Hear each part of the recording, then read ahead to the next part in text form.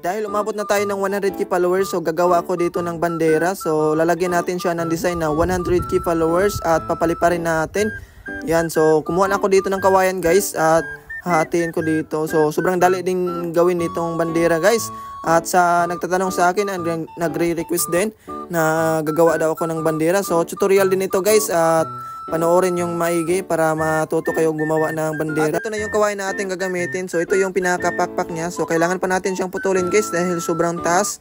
Mga 4 na buko lang yung gagamitin natin dito. Sakto lang sa size 50 na tansi. Ayan, so ito namang isa yung putulin natin. So ayan, pagkatapos nyan guys ay atin ang kayasan dito. At agad ko na dito kinayasan guys dahil sobrang kapal ng kawayan na ginagamit ko. Kaya ayan, so nililinisan ko lang siya konti. So sa pagkakayos ng bandera guys ay sobrang dali lang. So di mo na kailangan na hubugin yung pakpak nito. At ang forma ng pakpak ng iyong bandera guys ay dapat malapad yung gitna at paliit yung dulo nito. So ganyan yung forma niya guys.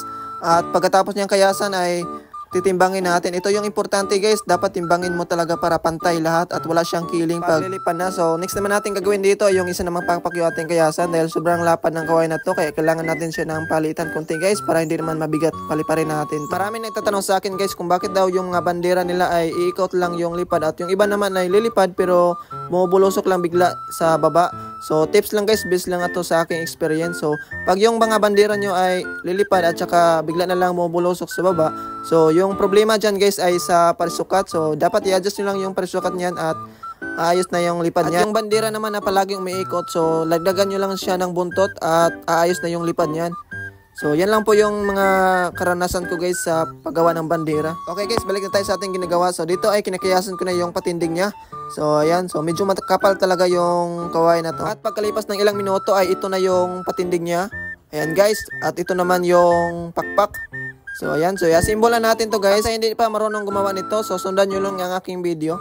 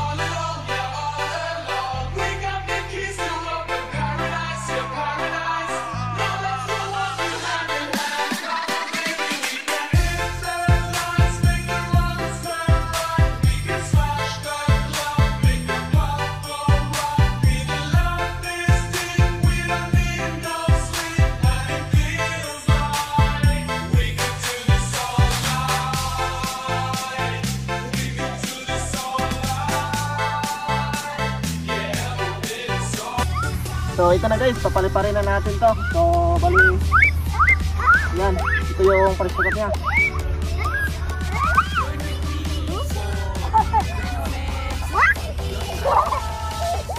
Yan, so tatalian ko lang muna guys.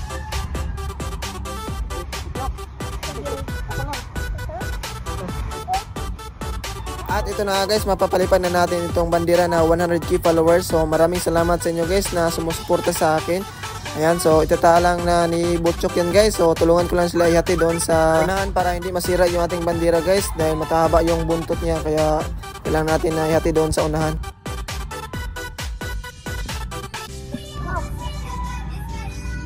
At yan na guys, lumipad agad. Grabe, napakasolid.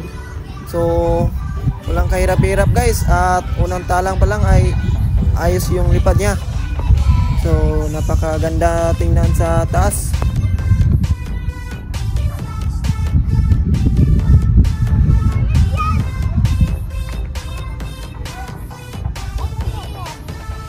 Yan guys, so lumipad na yung saranggola nating bandera.